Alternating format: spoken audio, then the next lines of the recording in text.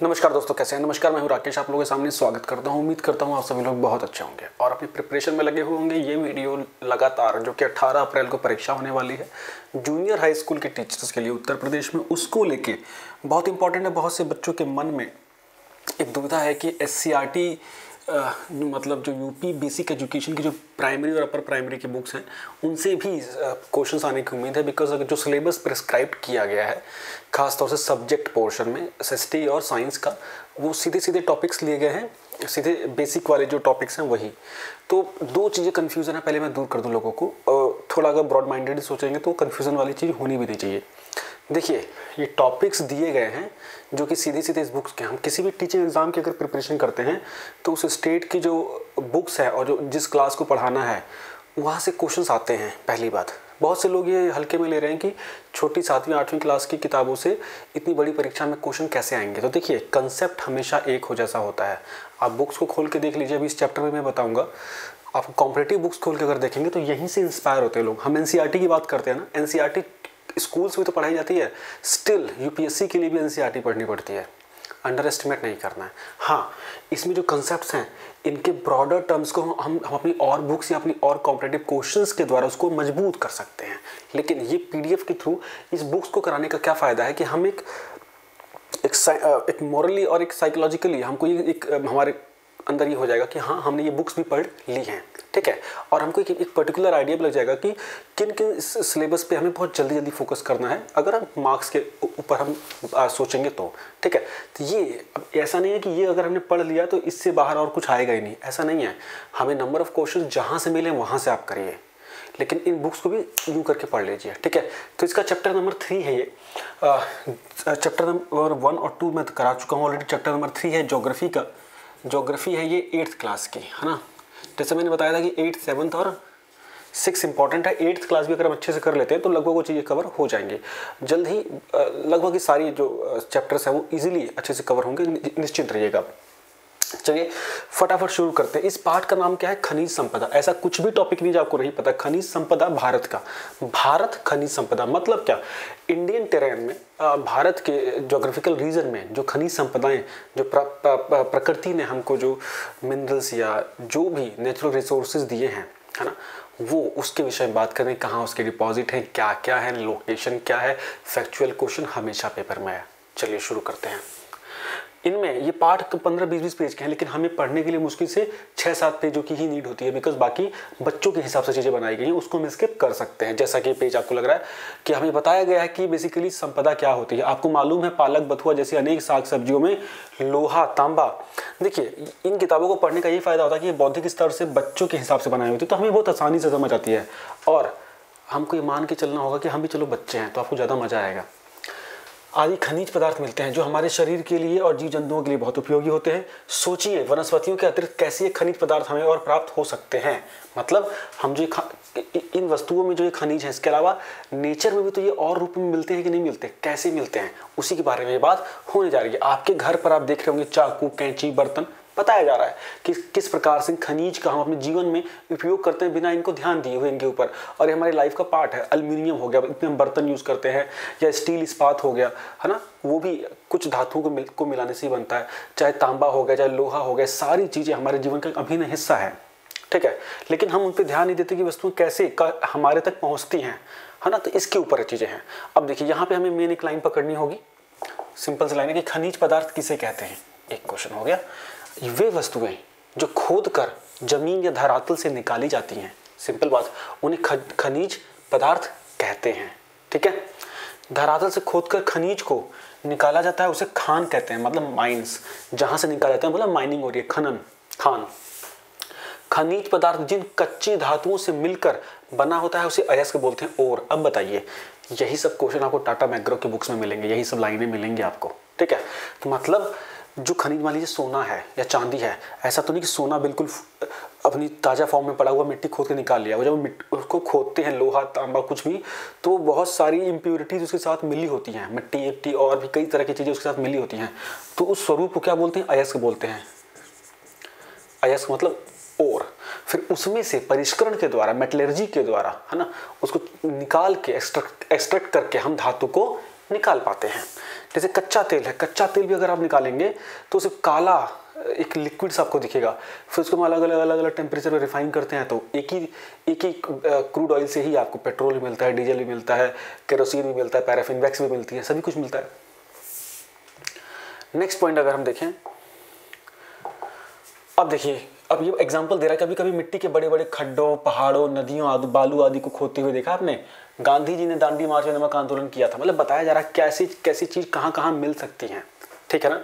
अब देखिए, मुख्य रूप से जो धातुएं पाई जाती हैं, जो हमको खनिज मिलते हैं, उसको हम मेनली दो भागों में बांटते हैं, मेटल, नॉन मेटल। ये आप साइंस का भी हिस्सा है, इसका भी हिस्सा है। मेटल, इनकी अलग से नेचर में चीज़ें होती हैं, ये शाइनी होते हैं, ये जल्दी ब्रेक नहीं होते हैं, है ना।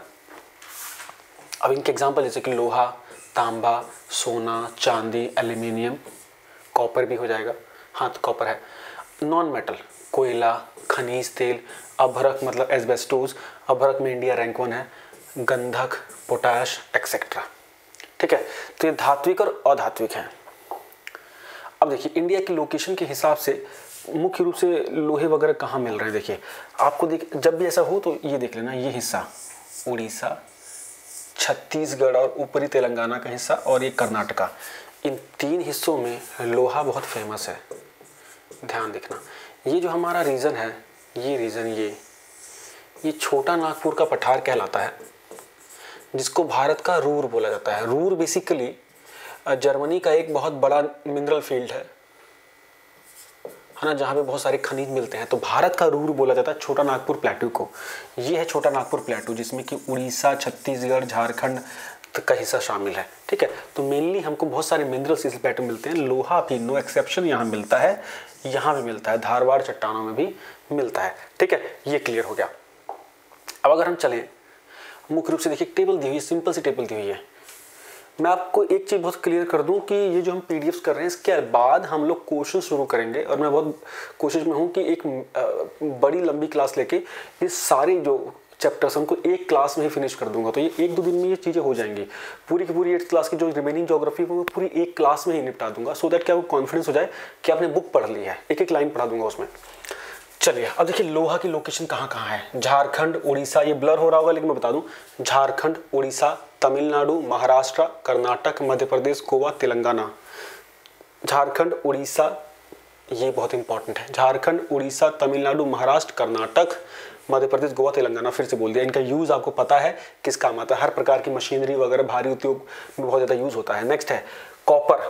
देखिए जो इंडिया का कॉपर है वो 60% से अधिक आपको राजस्थान में मिलेगा, है ना। खेतड़ी में जो राजस्थान के जो डिपॉजिट्स हैं उसका 50% से अधिक खेतड़ी में ही है। हिंदुस्तान कॉपर लिमिटेड वहीं पे कंपनी थी।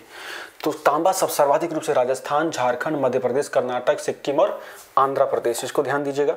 ये लोकेशन सीधे सीधे कभी कभी पूछ लेते हैं। ये रिजर्व के ऊपर है। देखिए रिजर्व और प्रोडक्शन अलग अलग चीज़ है। हमारे पास कोई चीज़ होना, उसको कितना प्रोड्यूस कर रहे हैं वो अलग बात है, और कितना हमारे पास रिजर्व है वो अलग बात है। तो ये सारे रिजर्व की बात हो रही है, ठीक है। देखिए अल्युमिनियम का अयस्क होता है बॉक्साइट। उड़ीसा, गुजरात, महाराष्ट्र, झारखंड, छत्तीसगढ़, मध्य प्रदेश, गोवा, कर्नाटक, तमिलनाडु। आप एरिया देखो, सारे एरिया में सब कॉमन एरियाज मिल रहा है ना, मिल रहा है, ठीक। मैंगनीज में मध्य प्रदेश, गुजरात, आंध्र प्रदेश। 3 एटलीस्ट याद कर लो। गोल्ड के लिए कोलार के खाने फेमस हैं, कर्नाटका में है वो, ठीक है, और झारखंड। चांदी राजस्थान में फेमस है, राजस्थान, दुनिया में मैक्सिको में। जस्ता मतलब जिंक, ये भी राजस्थान में फेमस है। हीरा, पन्ना मध्य प्रदेश में फेमस है, ठीक है। तो आइडिया आपको इससे लग गया होगा कि क्या चीज़ें कितनी किस किस रूप में यहाँ पे दी हुई है, उनके एरिया स्पेसिफाई कर दिए गए हैं। अब देख लिए, अब लोहे के बारे में बताया जा रहा है। लोहे के बारे में थोड़ा सा इसमें क्या बोला गया है कि लोह धातु आपके विभिन्न कार्यों में प्रयोग होता है। ये नॉर्मल सी बात है, आप सबको पता होता है। अब इसमें देख लीजिए हमें क्या करना है।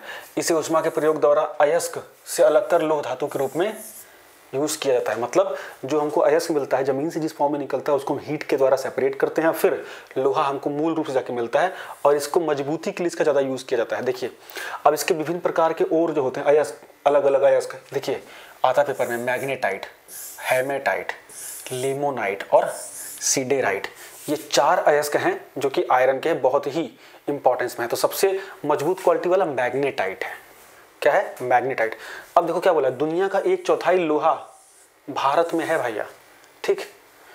झारखंड तथा उड़ीसा में उत्तम किस्म के लोहे मिलते हैं। तो जो लोग हल्के में ले रहे हैं इन किताबों को वो हल्के में ना लें, मैं तो यही कहूँगा, ठीक है। ये PDF एम कृति ऐप पे लगी हुई है, चाहे तो आप वहाँ से इंस्टॉल कर सकते हैं एम कृति, वहाँ से डाउनलोड कर सकते हैं एम कृति ऐप। प्ले स्टोर में जाके आप चाहे तो एम कृति टाइप करिए और इसको इंस्टॉल करिए, ठीक है। अब देखो ये दोनों राज्य मिलकर भारत का अधिकांश लोहा उत्पादन करते हैं, ठीक है। जैसा मैंने बताया, हमारे देश से लोहा विदेशों को भेजा जाता है, जिससे विदेशी मुद्रा भी प्राप्त होती है, नॉर्मल सी बात है। भारत से लोहा लेने वाले देश जापान, 1000 बार PCS में क्वेश्चन आया, बिकॉज जापान स्टील में बहुत बड़ा प्रोडक्शन करता है, लेकिन जापान में खनिज होते ही नहीं है, इसलिए क्वेश्चन आता है।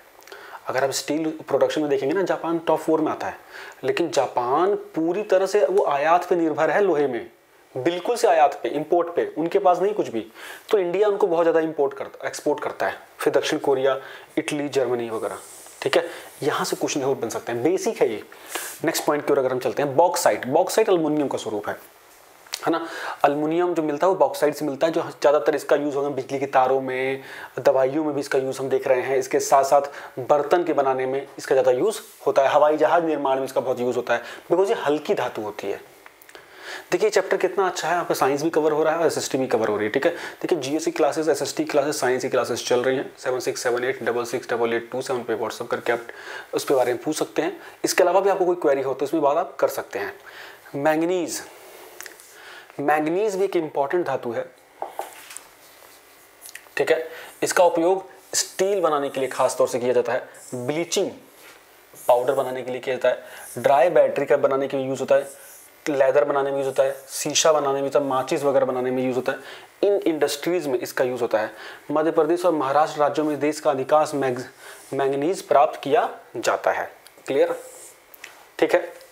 अब देखिए कुल उत्पादन का लगभग 1/4 मैंगनीज जापान, ग्रेट ब्रिटेन, संयुक्त राज्य अमेरिका, जर्मनी, फ्रांस आदि देशों को निर्यात किया जाता है। तो इंडिया कहाँ कहाँ भेजता है ये भी देखना इंपॉर्टेंट है। क्लियर हो गया। अब देखिए, अब ये बिजली खंभे पे, ये बच्चों से पूछा जा रहा है, बिजली खंभे कौन से तारे, तांबे की तारे होती है, एल्युमिनियम की तारे होती हैं। अब देखिए इसका एग्रीकल्चर सेक्टर में भी कितना यूज़ है, ट्रैक्टर, फावड़ा, खुरपी, हंसिया, ये सब जो हम डेली लाइफ की चीज़ें हैं सब दिखता है हमको। अब यहाँ पे आ गया अभ्रक। अभ्रक मतलब एस्बेस्टोज जिसे बोलते हैं, खास तौर से अब अभ्रक गिरिडीह झारखंड में बहुत मिलता है, एस्बेस्टोज जिसे बोलते हैं, आंध्र प्रदेश, राजस्थान, झारखंड। संगमरमर राजस्थान, मध्य प्रदेश, है ना। मकराना फेमस है ना, ताजमहल वाला। नमक राजस्थान, हिमाचल में सेंधा नमक देखो मिलता है, गुजरात, तमिलनाडु, महाराष्ट्र। ऐसे MCQ बनेंगे ना, हवा खराब हो जाएगी। चूना पत्थर राजस्थान, मध्य प्रदेश, आंध्र प्रदेश, गुजरात, कर्नाटक, तेलंगाना, छत्तीसगढ़। हींग कोई, सॉरी हीरा यार, वही मैं कहूँ, हीरा मैंने बताया था पन्ना में मिलता है। ठीक हो गया, क्लियर है। अभ्रक माइका। चैनल पर अगर आप नए हैं तो जरूर लाइक करिएगा। अगर आपका कोई भी दोस्त किसी भी टीचिंग एग्जाम की प्रिपरेशन कर रहे हैं यहीं पे, ये चैनल जरूर उन तक भेजिए। और UP TGT PGT को लेके क्लासेस शुरू होने वाली हैं, SST की खास तौर से, हिस्ट्री, पॉलिटी, ज्योग्राफी, इकोनॉमिक्स की, ठीक है। पॉलिटी, ज्योग्राफी की तो बिल्कुल जल्दी से स्टार्ट होने वाली, हिस्ट्री की स्टार्ट होने वाली है। चलिए अब देखिए, कुछ नहीं था इस चैप्टर में, हार्डली 5-7 मिनट लगे, चैप्टर उड़ गया। वैसे कि लाइव सेशन में लेके पूरा टॉपिक ही फिनिश कर देंगे, पूरी 8वीं की किताब ही। अब इसके कुछ आपको देखना है तो बस ये देख लो, पीछे क्वेश्चन, एक भी क्वेश्चन आपसे रुकेगा ही नहीं, खत्म। इससे आपको कॉन्फिडेंस मिल गया। अब आपको जो पढ़ना है पढ़िए ना, रोक कौन रहा है। कोई बोलेगा SCRT, हाँ जी SCRT कवर है। हम लोग टाइम को लेकर परेशान होते हैं। SCRT को आप एक दिन में एक किताब पढ़ा देंगे, गारंटी से बोल रहा हूँ। नहीं तो आप 1-2 दिन में इसका एग्जाम्पल देख लेंगे, कैसे हम 3 घंटे में पूरी SCRT की एक बुक को फिनिश करते हैं। Thank you so much, bye bye.